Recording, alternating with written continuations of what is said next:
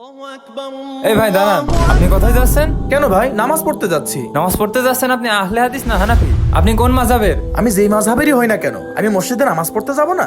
না না, দেখতে পারছেন না এখানে স্পষ্টভাবে লেখা আছে আহলে হাদিস জামে মসজিদ। এখানে আহলে হাদিস আর অন্য মাযহাবের নামাজ পড়া নিষেধ। তার মানে সেদিন ওই পাগলটা ঠিকই বলছিল। কোন পাগল? কি বলছিল? ভাই সেদিন কবরস্থানে তুমি কি উহাবি? না। তুমি কি হানাফি? না। তুমি কি আহলে হাদিস? না।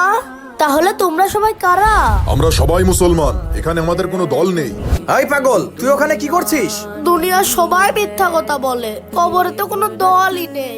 দুনিয়ার সবাই মিথ্যা কথা বলে মানে কি বলছিস এসব? দুনিয়াতে কেউ উহাবি, কেউ হানাফি, কেউ আবার আহলে হাদিস, কিন্তু কবরবাসীরা বলছে এখানে কোনো দল নেই, আমাদের আলাদা কোনো পরিচয় নেই, আমরা সবাই মুসলমান। আল্লাহ আমাদের সঠিক বুঝ দান করুন, আমিন।